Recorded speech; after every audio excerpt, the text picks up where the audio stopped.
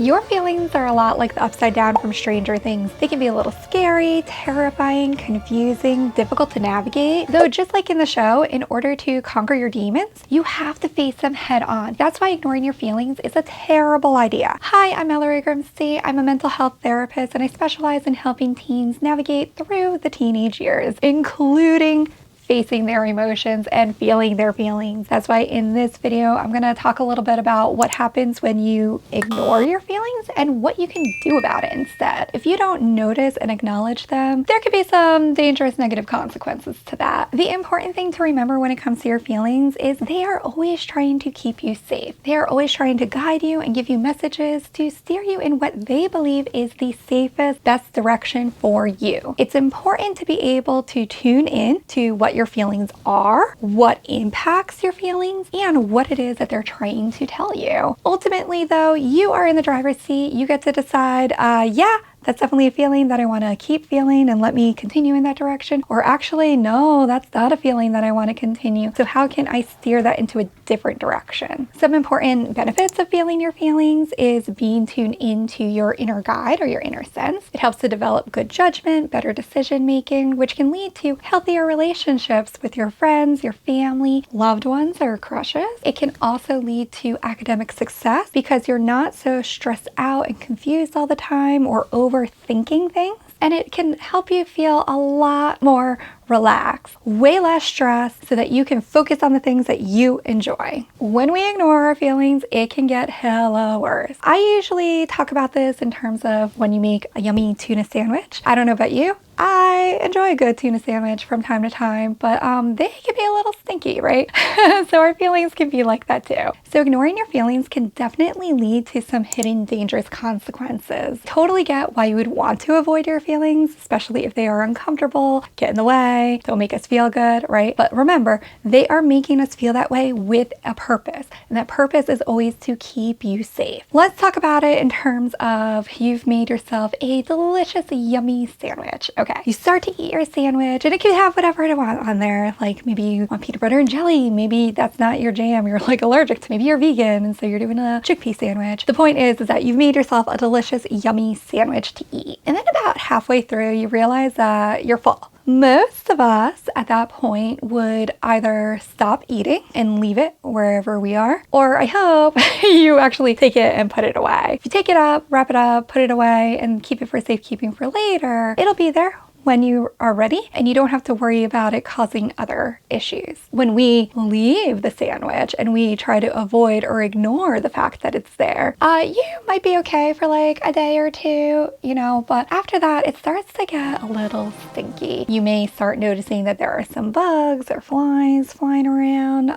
There's kind of this odor when you enter into the room. If you haven't dealt with that leftover sandwich, your feelings are very much the same way. If you are not feeling your feelings and you are not acknowledging them in some sort of way or trying to adjust or adapt them, they will just get smellier and smellier or louder and louder, more uncomfortable, until you develop something like a panic attack or a depressive episode or an angry outburst, or if you're like me, stress crying. That was always my go-to. Sometimes if you leave it even longer than that, even when you have dealt with the issue, like say that you have not cleaned up that sandwich and it's been a month that it's been sitting there. Okay, you finally are like, let me tackle this room. I'm gonna clean this up, and you throw away the sandwich and you clean the dish and yada yada. Or if it's too far gone, you just get rid of it. Even though you have removed or eliminated the sandwich, there's still some residual issues with that still linger. There might still be a little bit of a lingering odor. Perhaps now you have like a fly problem that you have to deal with. So if you ignore your feelings for too long, it can actually cause longer, more intense, difficult situations or different problems for you. So that's why it is a terrible idea to ignore your feelings, especially for too long. So what I've learned is that your feelings aren't really necessarily the problem. We all have feelings and they all fluctuate and change. I promise you, even if it feels like they are lingering for a while or they're really, really intense, your feelings do change over time, even if you choose to do nothing. The problem tends to be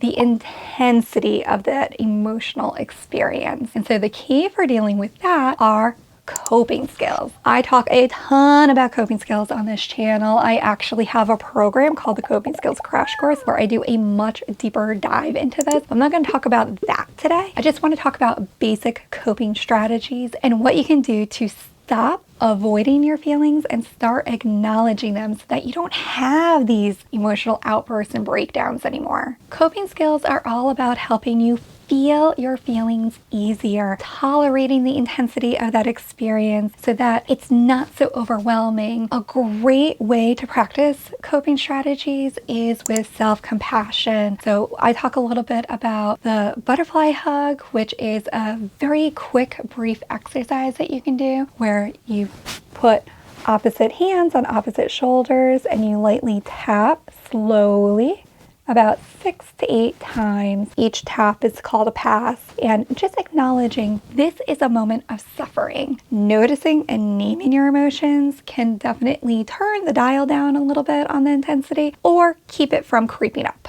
Practicing mindfulness and positive self-talk are some other really key ways of practicing coping strategies. When you're getting used to feeling your feelings, this is usually some of the first self-care processes that we start with in therapy, especially if you're not used to feeling your feelings. If you're looking for a more DIY approach or ready to get started on this, I highly recommend that you download the SelfCare Bundle that I created, a variety of different resources for teenagers going through these issues. We've got the Calm Safe Place meditation, we've got affirmations for morning anxiety, visualizing your perfect day guided meditation, there's journaling prompts, there's a ton of resources and it is ever growing. So I definitely recommend that you get in on that now. It is currently free. It probably won't stay free forever. Get it now while it's there. After you've signed up for access for the self-care bundle, I highly recommend that you create some sort of self-care routine. We actually have a way of gamifying it in the self-care bundle called SelfCare Bingo for teens. Highly recommend checking that out, personalizing it for yourself, but you can really do this anyway. Take a dive into one self-care practice and get started today. Any effort that you make and you start making to just noticing and acknowledging your feelings will make a positive impact and difference in your life.